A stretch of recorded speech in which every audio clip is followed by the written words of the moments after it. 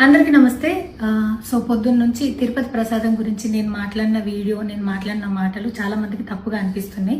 So explanation ఇచ్చే ముందే ఆ మాటలకు ఎవరన్నా హట్ అయి ఉంటే డెఫినెట్గా సారీ చెప్తున్నాను. అండ్ నన్ను రెగ్యులర్గా ఫాలో అయ్యేటోళ్ళకు నాకు వెంకటేశ్వర స్వామి ఎంత ఇష్టమో తెలుసు. యూట్యూబ్లో, ఇన్స్టాగ్రామ్లో 3 నెలలు 4 నెలల సంధి శనివారాల వ్రతాల గురించి, వాటి డీటెయిల్స్ గురించి నేను చెప్తూనే ఉన్నా. అవేవి దేని గురించి ఎవరు మాట్లాడుకోలేరు. అన్ఫార్చునేట్లీ దీని గురించి మాట్లాడిండ్రు. ఏదైనా సరే తప్పు జరిగింది నా సైడ్ నుంచి. నా మాటలు తప్పుగా ఉన్నాయి తప్పితే నా ఇంటెన్షన్ అది కాదు. మేము రిచ్ అని అన్నది 10,000 L1 క్యూ లైన్లో నిలబడ్డప్పుడు, పొద్దున ప్రసాదం తీసుకునేటప్పుడు కాస్ట్లీ లైన్లో నిలబడ్డమని ఆ ఉద్దేశంతో అన్నాను.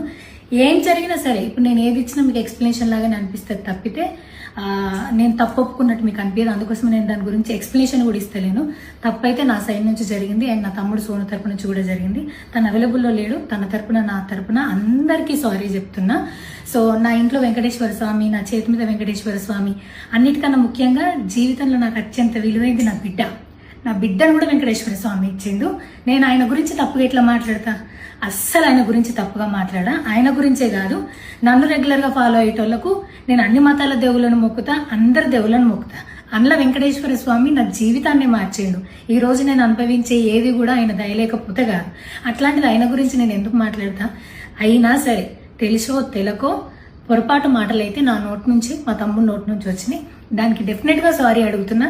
ఇదేదో యూట్యూబ్ ఛానల్ ఏమంటారు వీడియోస్ పెట్టి కేసులు పెడతా అన్నందుకు కాదు, నాకు కూడా అనిపించింది అయ్యో అట్లా మాట్లాడి ఉండకూడదని, అందుకోసం పెడుతున్నాను తప్పితే ఇంకొక ఉద్దేశం అయితే ఏమీ లేదు. నేను మళ్ళొకసారి టీటీడీ మెంబర్స్కి అండ్ నా మాటల వల్ల హట్ అయిన ప్రతి ఒక్కరికి నేను నా తరపు నుంచి సారీ చెప్తున్నా. అండ్ ఇంకోసారి మళ్ళీ ఎప్పుడు రిపీట్ చేయను. సో నా సారీని యాక్సెప్ట్ చేయండి. నన్ను రెగ్యులర్గా ఫాలో అయ్యేటోళ్లకు నాకు వెంకటేశ్వర స్వామి అంటే ఎంత ఇష్టమో తెలుసు కాబట్టి వాళ్ళందరూ నన్ను నమ్ముతున్నారని కోరుకుంటున్నా.